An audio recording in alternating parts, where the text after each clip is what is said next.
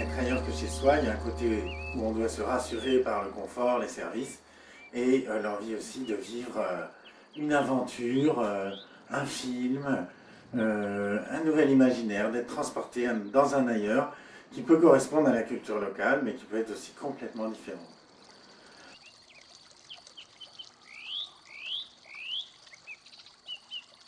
Alors, dans ce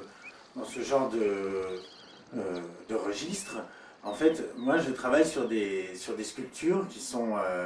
des grands gestes dans les centres commerciaux, dans des lieux comme les hôtels. Et ces sculptures sont là justement pour transporter le visiteur, pour que tout d'un coup il se sente immergé d'une émotion multisensorielle avec des plantes, de la lumière, du son. Et tout ça pour que tout d'un coup il soit absorbé par cette image vivante et qu'il se sente transporté dans un ailleurs, un ailleurs qui est artistique, qui est différent, qui ne correspond pas forcément à une culture locale, mais tout simplement une recherche d'identification de l'objet dans un contexte local.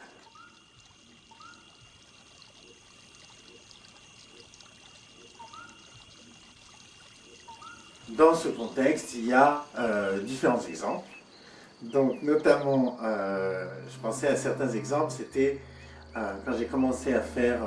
végétal et le design végétal, c'était avec Patrick Blanc. C'était une exposition sur le design végétal qui s'appelait Folie végétale, un espace Electra en 2006. Et donc Patrick Blanc m'a demandé de mettre en scène la nature d'une façon totalement inattendue, telle que lui l'avait observée dans la jungle. Et moi j'ai inventé des machines, des systèmes, des grandes sculptures qui mettaient en scène ces phénomènes. Et donc quand on rentrait dans le musée,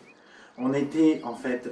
par une sorte d'entonnoir végétal, un plafond de plantes qui nous passait au-dessus, et on avait l'impression de renaître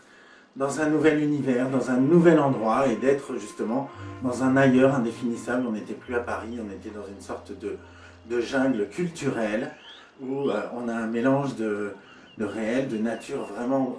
identifiée, de la vraie nature, et puis toute cette nature recomposée d'une façon artistique pour la mettre en scène, et qui avait fait un certain effet. Donc c'était cette naissance à travers l'objet. Sinon, j'avais aussi, oui, à Lyon-Confluence,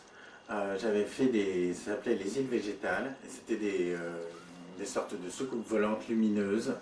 avec des plantes dedans qui poussent et qui grimpent partout, qui commencent à se développer. Et derrière, il y a des miroirs avec des murs d'eau, et on a l'impression d'être dans une sorte de monde interstellaire,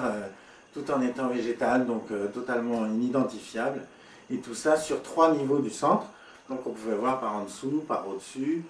par le milieu. Et donc voilà, ça faisait une sorte de lien entre tous les étages du centre, et ça faisait aussi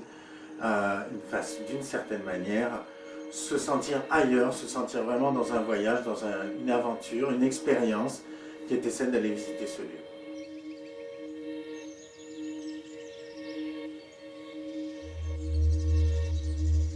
On parlait d'art de vivre à la française, et c'était un questionnement, est-ce qu'il faut continuer l'art de vivre ou être en rupture? Et donc moi je dis voilà, avec ce genre d'installation, quand on arrive dans un lieu qui est un grand hôtel et qui est un espace comme ça qui peut être dédié à une sorte de nature qui va être sublimée, qui est complètement différente et qui va transporter dans un autre univers, et voilà, c'est ça, c'est ce genre de rupture qu'on attend, c'est que les grands hôtels dépassent le mode de vie, de vision de la plante qui est très liée à la fleur, une esthétique très maîtrisée, très plastique,